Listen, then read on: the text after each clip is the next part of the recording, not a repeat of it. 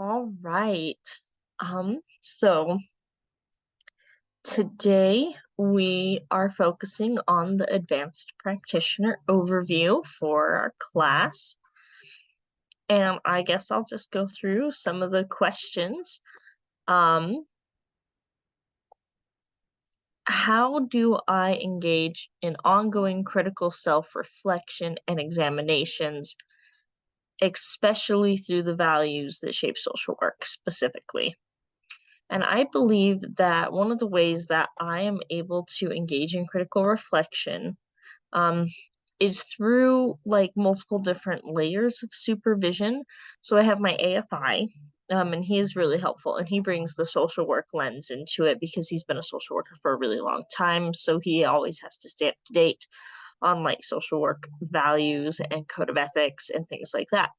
And then my managers, some of them are trained in social work and some of them are trained in different areas like psychiatric rehabilitation, psychology, and different varying levels like that. And so I think that um, engaging in self-reflection, it just takes um, like when I write my note, like I think it's the little things for this one. Like when I write my notes, I'm constantly thinking of, was this the best approach? Could I have adjusted this? Is this the most strength-based area for my client? Which is something I specifically mentioned in our last discussion that I wanted to be doing and focusing on that. And trying to just analyze myself and then discuss weaknesses with the people who are supportive of me, like my managers and my AFI and others around me. So I think that is how I am able to engage in that kind of critical reflection. And I think just that honest and open communication in that way helps out quite a bit. Let's see. The second one is bringing that historical, cultural, and political perspectives into play. Um, I work with a lot of clients who have been diagnosed with either a psychiatric disability or like a developmental disability in some way. And so I'm always thinking about ableism for their specific situations, and how that has played a part in their lives, what their family history looks like in regarding to that, and how to help empower them in the best way possible in that regard. You have to always be understanding the person and environment, like what does that environment look like for them?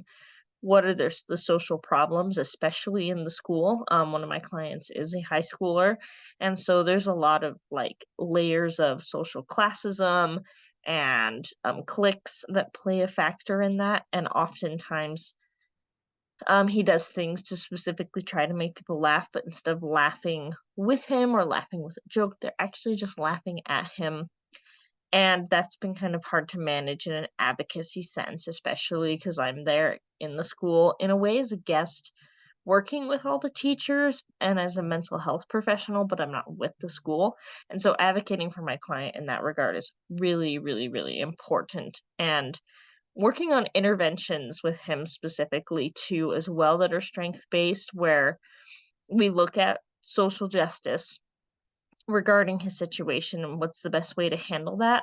But at the same time, we're also considering how to help him adjust his behavior appropriately because sometimes it's not always appropriate.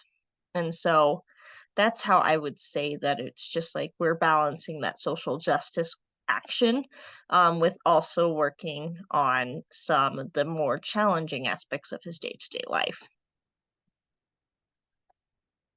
Let's see, the next one is integrating the skills of direct practice and community work. This one is very interesting because Priestley Mental Health is the only mental health agency in our county and in our area. They do some services through the hospital and behavioral stuff through the hospital, but we're predominantly the only ones who do it. And so, um, we do bridge a lot of multiple levels of different kinds of interventions, and we're always trying to kind of or we have different like departments and they work with one another. One of the things that I do specifically, especially with my high school client, is I know his community worker very well, and we're able to kind of work together and I'm able to learn a lot from him since he's been working with this client for a long time, and I just recently started working with him this last year as his lead worker at the school.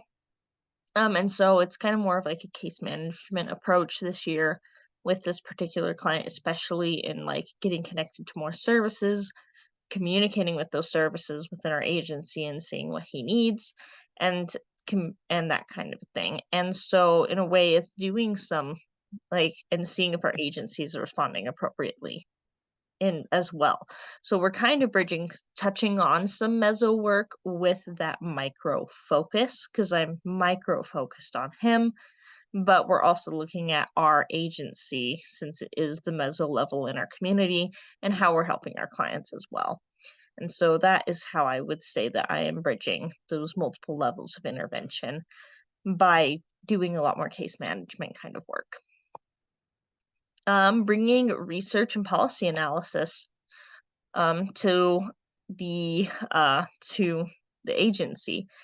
So in my Sonia forms, I specifically mentioned that I wanted to be doing research on a social work base and psychiatric rehabilitation because I wanted to be preparing for being the exams for those. I would like to be licensed in social work in Idaho and also be credentialed in psychiatric rehabilitation per our state laws. Um, it's very similar to a licensing process where you take an exam and then they credential you, and then you can tell people that you're a registered psychiatric rehabilitation specialist. And so I've been doing research in that regard, preparing for those exams, preparing um, for that next step in my practice.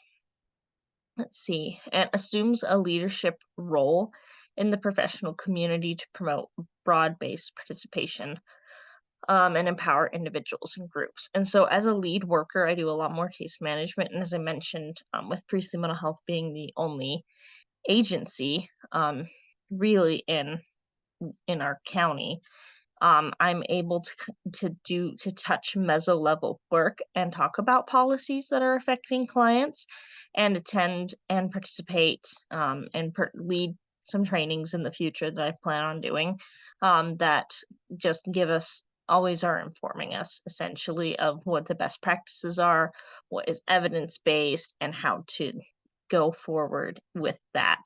And so, that's how I'm planning on doing some leadership is just by running a couple of trainings in that kind of regard, and then just doing the lead worker work. And so, yeah, that has been fun. And so that just kind of sums up those major points. And there's the examples for each element and such. All right. All right. Thank you for watching my video. I super appreciate it. Bye, everybody.